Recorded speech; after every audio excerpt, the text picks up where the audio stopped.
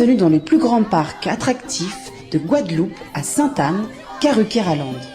Le parc Karucoco vous accueille pour des moments de détente, de sensations, de confort et de formidables moments conviviaux. Le parc de Karucoco, impasse des Sapotilles, route de Delair à Sainte-Anne. Karukéraland, c'est aussi Karucoco Lodge, des appartements d'exception à proximité du parc. Piscine, jacuzzi, jardin privatif, des espaces accueillants avec une décoration hors du commun. Des moments de détente uniques en Guadeloupe. Réservez dès maintenant votre séjour sans plus attendre. Guadeloupe, actualité. En débat à l'Assemblée nationale hier, le texte sur la réintégration des personnels suspendus n'a pas pu être voté malgré une majorité favorable. La faute aux députés de l'opposition et ministres du gouvernement qui ont déposé plus d'une centaine d'amendements de dernière minute. Voici quelques exemples justement de ces amendements qui ont été déposés. Et donc on voit des modifications très légères, très mineures. Plus d'une centaine d'amendements donc étaient déposés à la dernière minute, des modifications qui visaient donc à retarder l'heure du vote et le faire capoter. Une manœuvre de blocage parlementaire qui a excédé le député Olivier Servat, qui a dû recadrer un de ses collègues suite à une invective. Regardez. Nous constatons que ceux qui sont minoritaires aujourd'hui utilisent finalement quelques réglementations obstructives pour ne pas admettre qu'ils sont minoritaires ici dans l'hémicycle.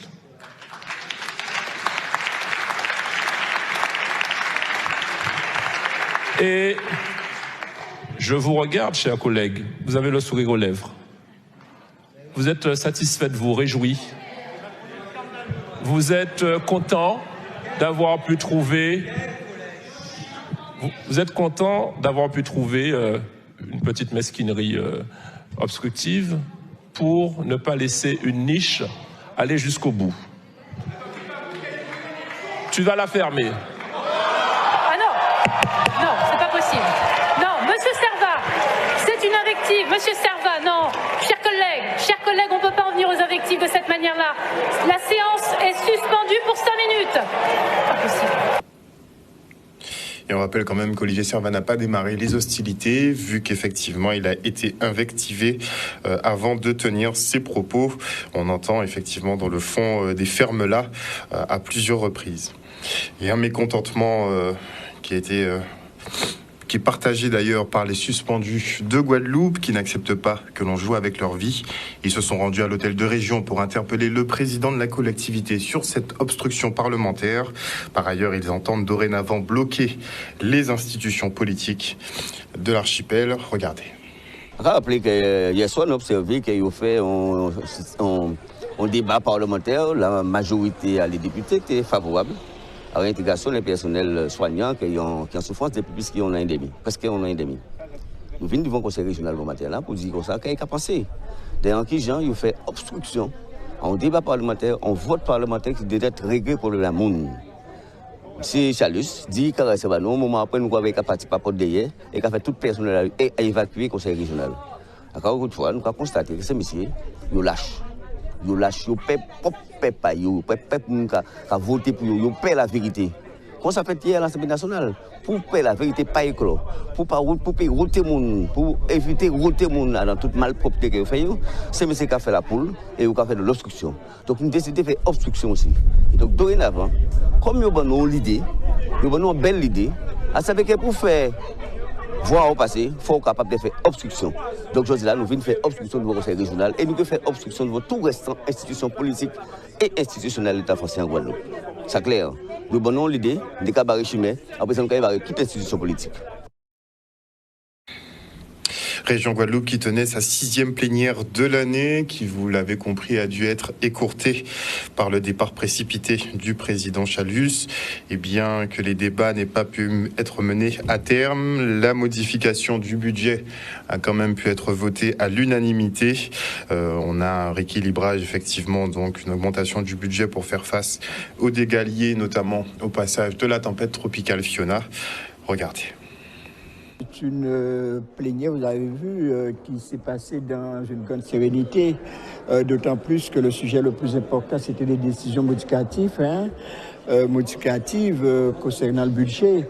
Et s'agissant des intempéries qu'on a connues avec Fiona, donc il a fallu réajuster le budget, ce qui n'a aucune incidence sur le budget que nous avons voté il y a une année à peu près. Donc, réajustement qui concerne plusieurs volets, notamment le transport, l'assainissement, etc. Donc, ce que je peux ajouter dans cette affaire-là, c'est que à la commission de synthèse, il y avait les élus de toutes les obédiences, donc nous nous sommes mis d'accord. Et ici aussi, lors de cette assemblée plénière, on a bien vu que c'est à l'unanimité que cette décision modificative a été votée. Nous avons besoin de ces crédits pour porter réparation à tous les dégâts qui se sont produits il y a quelques mois ici à la Guadeloupe. Donc, je crois que c'est le sujet le plus important que nous avons pu analyser aujourd'hui. La plénière s'est bien placée parce que les sujets que nous avons abordés ne portent pas trop, effectivement, à des débats, je vais dire, contradictoires. Nous sommes sur des sujets assez classiques de fonctionnement régulier des services et on le regrette puisqu'il y a quand même beaucoup d'enjeux ces jours-ci qui échappent un peu au débat. Et nous avons pu voter à l'unanimité puisque nous sommes sur des thèmes techniques. Malheureusement, nous ne pouvons pas terminer les débats. J'avais une question diverse à poser à l'ordre du jour, à rajouter à l'ordre du jour. Je ne peux pas la poser puisque manifestement nous avons un problème de sécurité face à l'intrusion, je ne sais pas, du mouvement social, je ne sais pas qui. Le président n'a pas dû écouter les débats, mais c'est dommage parce qu'une plénière est toujours l'occasion d'un débat. C'est pas un débat pour s'affronter, pour se jeter des noms d'oiseaux, mais il y a des réponses à apporter, notamment vous l'avez vu sur la cyberattaque que la région a subie.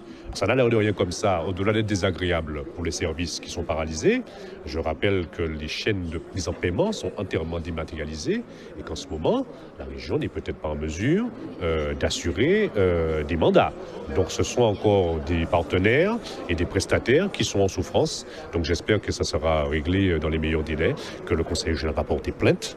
J'ai appris en séance et que cela est bien heureux que nous sommes assurés, puisqu'il est hors de question évidemment aussi que ce soit nos fonds propres qui viennent réparer cette attaque qui évidemment est injuste et criminelle. Et nous espérons évidemment un retour à la normale dans les meilleurs délais. Mais tout ça, ce sont des sujets qui mériteraient, à mon sens, un débat plus ample. Un sujet signé Olivier Félix. Et à l'occasion de la journée internationale contre les violences faites aux femmes, la ville de Bemao a choisi de sensibiliser plutôt les enfants. Regardez. Tout part de l'éducation.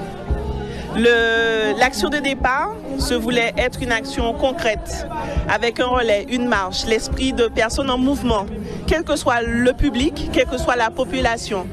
Là, nous avons eu beaucoup de chance. Tous les établissements de la circonscription qui sont sur le secteur de la ville de Bemao, que ce soit école primaire, collège, lycée, ils ont répondu présent à l'action diligentée par Mme Fayot en partenariat avec la ville de Bemao. Mais la journée internationale de la lutte contre les violences faites aux femmes s'adresse à tous. Et qu'on comprenne que la violence, ce n'est pas chose normale, que cela ne résout pas les choses. Donc c'est important que les jeunes soient sensibilisés sur cette action. C'est une cause qui est très importante, surtout ici en Guadeloupe. Nous avons de nombreuses victimes de violences conjugales et qui ont encore du mal à dénoncer ces faits-là. Ce sont des choses qui se passent dans le cadre familial. Il y a beaucoup de honte, de difficultés à venir en parler. Et donc nous sommes aussi là pour dire à toutes les personnes qui sont victimes de ces faits-là qu'il y a des gens pour les accompagner, pour les aider et que nous devons faire de notre mieux pour qu'il y ait de moins en moins de personnes qui soient victimes de ces violences-là. Et c'est notamment pourquoi il y a de nombreuses classes aujourd'hui présentes qui sont les nouvelles générations et que nous sommes là aussi pour les sensibiliser pour que nous soyons une société qui ne tue pas des femmes notamment dans le cadre de leur vie conjugale. Aujourd'hui, nous avons une mobilisation importante de l'ensemble des institutions, la mairie de Bemao avec ses adjoints maires, l'ensemble des communes voisines également, et puis un certain nombre, je dirais, de de jeunes gens provenant des écoles primaires, des collèges, des lycées qui se sont mobilisés au travers de la communauté des enseignants pour donner sens à ces mesures éducatives également qui s'imposent pour déconstruire les modèles de stéréotypes, des violences qui sont portées à l'endroit de la femme et faire en sorte en effet de promouvoir l'égalité homme-femme, l'entrepreneuriat féminin, la place de la femme dans la société guadeloupéenne, et c'est un sujet ô combien fondamental. Et de retour sur le plateau, je reçois maintenant Eustace Janqui, professeur des universités et chef du pôle parents-enfants au CHU de Pointe-à-Pitre. Il est en compagnie de Marie-Claude Panol, membre du Lions Club. Bonsoir à vous. Bonsoir. Bonsoir. Donc le Lions Club qui visiblement organiserait effectivement une opération de sensibilisation autour du cancer du sein. Vous avez été très actif effectivement par rapport à la crise, on va dire, post-Fiona. Vous vous êtes déjà donc embarqué dans une nouvelle mobilisation. Comment va-t-elle se passer? Alors, déjà, c'est prévu pour demain, le 26 novembre, sous forme de conférence. Donc, il y aura une conférence avec un programme bien défini qu'on pourra vous exposer tout à l'heure. Et nous aurons des stands, un atelier et des stands. Alors, la conférence, je laisserai plus particulièrement le professeur Janqui exposer, mais ce que je dois dire, c'est que déjà, c'est gratuit. On n'a pas besoin de s'inscrire. Ça s'adresse aux professionnels de santé, mais surtout à la population aussi. Pas qu'aux femmes? Pas qu'aux femmes, tout à fait, parce que les hommes sont aussi concernés. On en parle peu, mais eux aussi sont concernés. Et donc, on espère que la population et que les participants seront nombreux, d'autant plus que nous avons un mannequin avec un atelier palpation. La palpation, si vous voulez, c'est un geste qui est préconisé par les médecins, gynécologues, dans le cadre de la prévention. Et souvent, ce geste-là, les femmes ne savent pas le faire. Donc, c'est une occasion. Est-ce que les gynécologues font des démonstrations, justement, aux femmes? Si, ils font des démonstrations, mais vous savez qu'il y a beaucoup de femmes qui ne vont chez le gynécologue que lorsqu'elles sont enceintes ou alors quand elles ont un souci. Ils vont plutôt chez les médecins traitants. Donc, dans le cadre même de la prévention du cancer du sein, ce geste est primordial. Alors, professeur, justement, donc série de conférences. Avant de parler justement des conférences, je vois qu'une des particularités justement sur notre territoire, c'est que 30% des femmes atteintes déclarent leur cancer avant l'âge de 50 ans. Donc, est-ce qu'on peut dire effectivement qu'on est assez réactif ici en Guadeloupe? Alors, on est très réactif. Il y a plusieurs raisons. Il y a certainement le fait que on les dépiste plus tôt.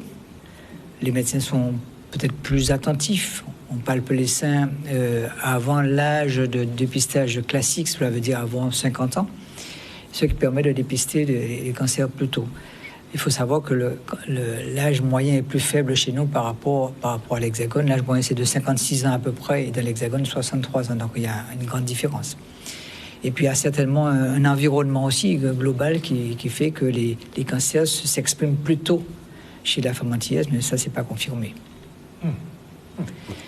En tout cas, on arrive quand même à plus ou moins prendre les devants. C'est ça. Et l'idée, c'est de ce séminaire, c'est ça aussi, de diagnostiquer très tôt les cancers. Si on les diagnostique très tôt, on va faire des traitements beaucoup plus simples.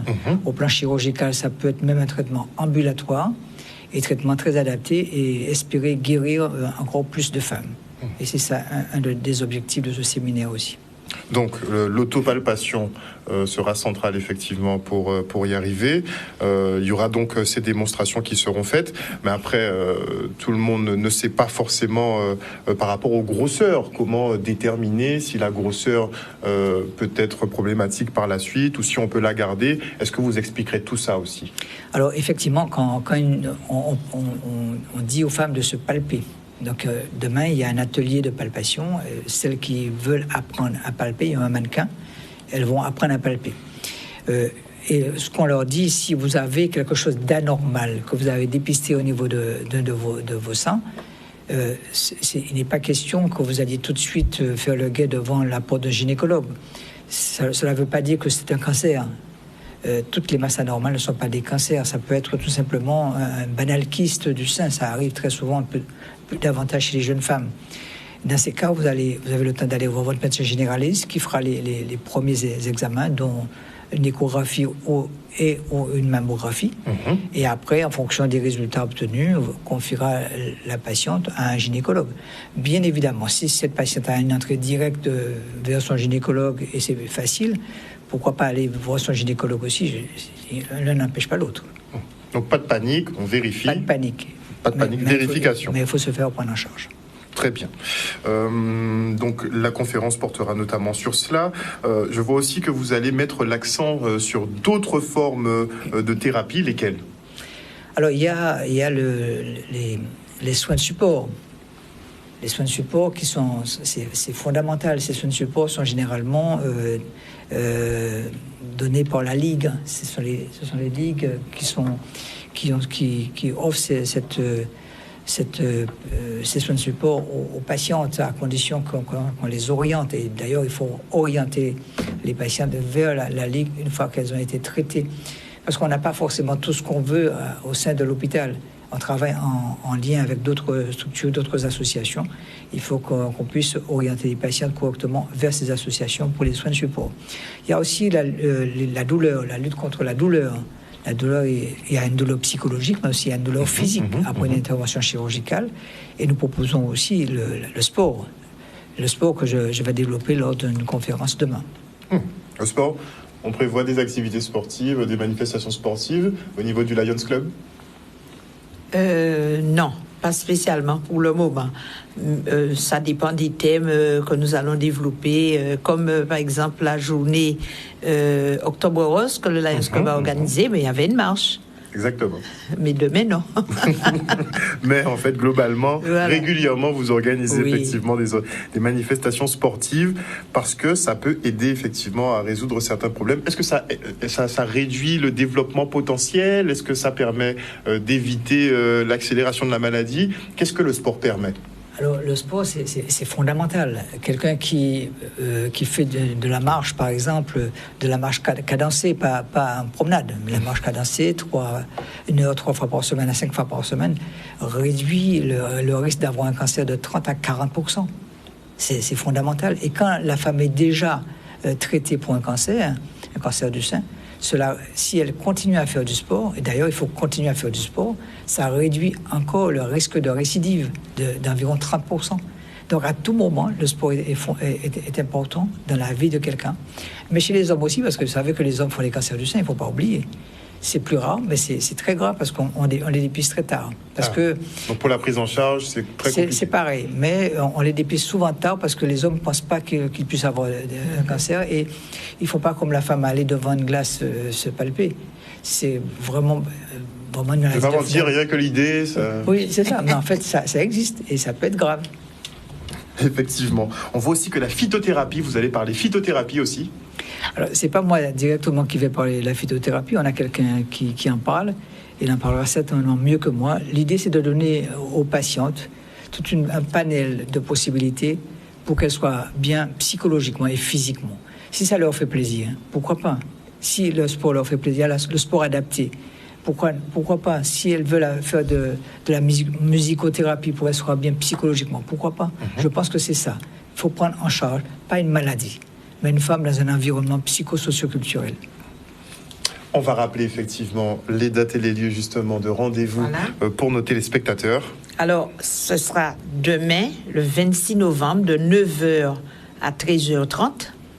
Donc, il y aura des conférences et les conférences se termineront à 13h pour permettre aux participants de visiter les stands et de participer, s'ils n'ont pas eu le temps pendant la pause, de participer à l'atelier palpation. Et c'est à la Cité des métiers Orésé.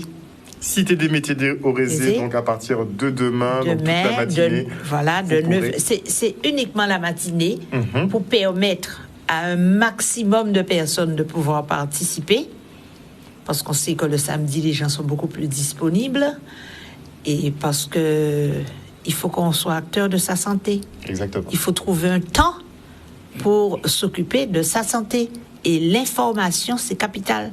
Parce que si on n'a pas l'information, on peut passer à côté de quelque chose, d'une pathologie qui aurait pu être traitée et guérir. Donc, nous les attendons nombreux, professionnels de santé, mais aussi la population elle-même. Et les conférenciers se feront un plaisir de répondre à leurs questions. Donc, conférence débat aussi, plus l'atelier de palpation, on le rappelle, atelier d'autopalpation pour que vous appreniez justement à localiser un peu des masses. Il y aura un mannequin. Très bien. Merci beaucoup en tout cas à vous d'être venus sur ce plateau ce soir. On rappelle donc cette série de conférences demain initiée par le Lions Club avec la collaboration justement des universitaires de Guadeloupe qui parleront donc du cancer du sein, de sa prévention principalement, de moyens de traitement et de prise en charge aussi. Et vous avez donc l'atelier palpation qui pourra vous permettre de savoir si vous avez quelque chose qui ne va pas ou si tout va bien. Merci encore à vous. Merci. Et on se rend maintenant au village des sciences de l'université justement des Antilles. Plusieurs milliers de scolaires ont pu découvrir et expérimenter. Regardez. Aujourd'hui, nous sommes sur le campus de Fouillol, donc, qui accueille le village des sciences. Le village des sciences a ouvert ses portes le mercredi 23 novembre. Et donc là, nous sommes sur le dernier jour du village. Donc nous avons accueilli quand même plus de 1000 scolaires chaque jour, le grand public également. Et donc c'est un lieu de rencontre où nous avons la communauté scientifique, donc universitaire, mais pas que. Nous avons aussi des associations, nous avons des entreprises, nous avons des laboratoires d'université, mais aussi d'autres instituts de recherche à caractère scientifique que nous avons sur le territoire, comme l'Institut Pasteur, par exemple. Et donc les scientifiques échangent avec la population, font des expériences, donc il y a de l'expérimentation, des ateliers découvertes, des jeux, des conférences, des débats. Et donc tout ça est proposé au public, tous les ateliers sont gratuits. Et donc l'idée, c'est de pouvoir vulgariser les sciences. Et donc sur le thème national qui est le réveil climatique, montrer déjà l'impact du réchauffement climatique sur nos populations, sur notre biodiversité, sur nos territoires, comment s'y adapter, et puis comment y faire face, comment essayer aussi de réduire l'impact de ce changement climatique sur notre mode de fonctionnement. On est là parce qu'on souhaite faire ce qu'on appelle montrer notre production de connaissances liées donc à l'arc insulaire des Caraïbes sur le thème qui concerne le changement climatique. Donc on veut montrer aux jeunes, aussi bien les collégiens que les jeunes du primaire, qu'est-ce qu'on est en capacité de faire et qu'est-ce qu'on a appris de nos analyses des mesures historiques et de nos analyses de projection sur le changement climatique dans nos pays, donc c'est-à-dire en Guadeloupe et en général dans les Antilles et les Antilles françaises. Et on part maintenant pour la base nautique de Vieux-Bourg à Morne-à-l'Eau, où les universitaires étaient invités à parler des métiers de la mer avec les jeunes, histoire de créer des vocations sur des métiers comme marin, pêcheur, plaisancier. Ce sont quand même des diplômes internationaux qui permettent de travailler partout dans le monde. Mais ce serait bien quand même qu'ils restent ici en Guadeloupe, vous savez. Regardez. Nous sommes à Vieux-Bourg-Morne-à-l'Eau, sur la base nautique de Vieux-Bourg. On est là aujourd'hui pour recevoir des universitaires qui sont venus parler des métiers de la mer avec les élèves des écoles, les collèges et plusieurs universitaires pour un peu les inciter à aimer la mer et à s'orienter vers les métiers de la mer qui est la seule richesse que nous avons. Le but de ces cours, c'est de former des marins, des futurs marins, des plaisanciers, des marins pêcheurs demain pour pratiquer en Guadeloupe ou ailleurs. Donc, il faut savoir qu'ils préparent un diplôme international. Ils peuvent exercer n'importe où dans le monde.